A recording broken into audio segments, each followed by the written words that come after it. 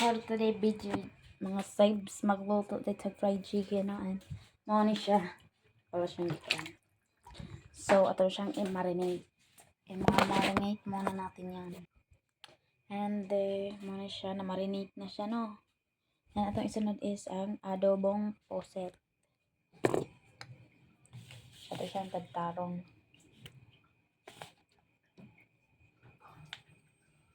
And dara, nahuman na siya o ka.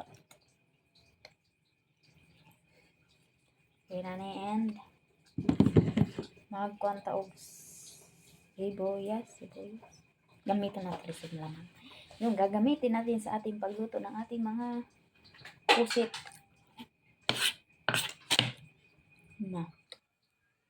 Og mo na siya yot. Nahuman na ako at ang mga lamas ani. Og magpainit na ta og galaha. Na. Yang init magpainit na ta para luto. And kani siya taud-tauran kay gimarinate pa. Diba? Og dira mga kakasibs ni aso na gid siya. Tara siyang tanga tag mantika. After that mga langga ta nang ilunod ang bawang. Then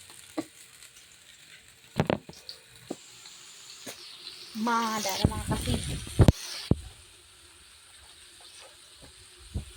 Hindi lang siyang palataan tamang pagkadugtaan niya. Waiting na lang sa mga kasibs na madudurog ang ating kamatis na nilagay para siya ay malamot. At siya ay lalasa. At siya ay gagapang sa dapat niyang gapangan. So, ito na mga kasibs.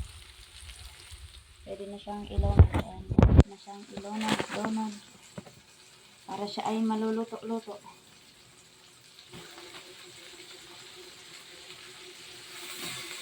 Yan na yun po, diba? Hindi na siya lapuan. Ayan. Okay-okayin.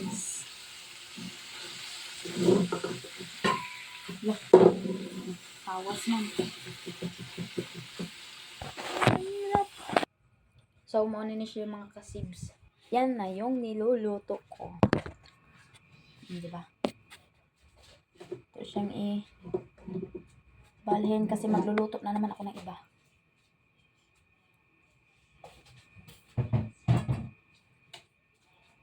And magluto taog gulay. Kaso hindi ako nakalabas ng pansahog. Okay lang. So mga kasibs, before ta magluto, mag-add ng gulay, ipiprito muna natin ang ating fried chicken kasi matigal to maluto. Kasi nag-away na yung mga alaga ko sa taas. Kasi hinay-hinay lang ang apoy nito para hindi mapagod. And lagyan natin siya ng crispy fry para kalubkob talaga ang kalabasan. Diba? Nilagay ko dito cornstarch pati ang crispy fry para hindi mukhang matanda. Lagyan pa natin ito unti. Lagyan din natin itong maanghang. Kapantay yung diba? And mga kasibs, ato lang siyang ukay-ukayon, no? Malamang ako na siyang kamot, alamang kutsarahon pa nila. Ikaw kutsaraan eh, oh.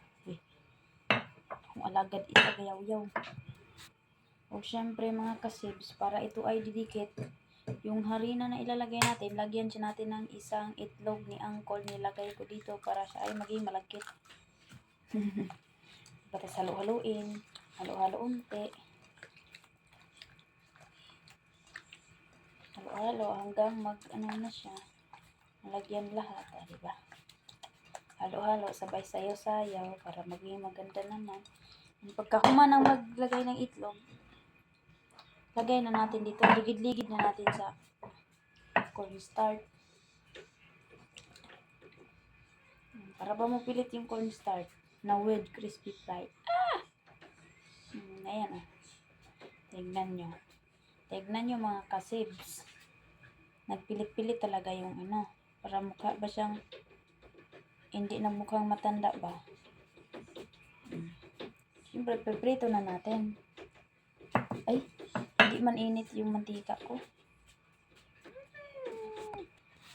Sobrang excited kasi. Yan tuloy.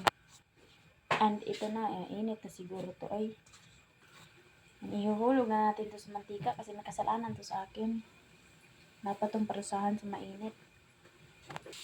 And ito na sa mga kasib. And next na itong lutoon is, alam mo, ambak talaga siya. Ayon talaga siya lang magpapin. Itong baggy beans. Ilutuin natin to. Siyempre, tatadtarin ko to. Hindi ko na talaga ito papakita to na. Ako na magtadtad. Last one talaga ngayon ako sa langit. Kasi talagang ang bait ko talaga ngayon. Kasi nagluluto ako ng pagkain nila. And ito na mga kasids. Natapos ko na talaga tumuputol-putol lahat. Ano siya. May uban dagko ko talaga siya kasi hindi ko talaga siya putol-putol yung iba. Hindi pantay-pantay yung paghiwa kasi nabubuta na ako. For today, video mga saves. Tara.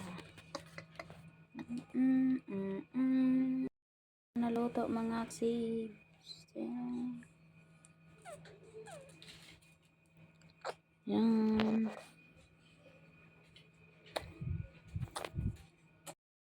Bye. Thank you.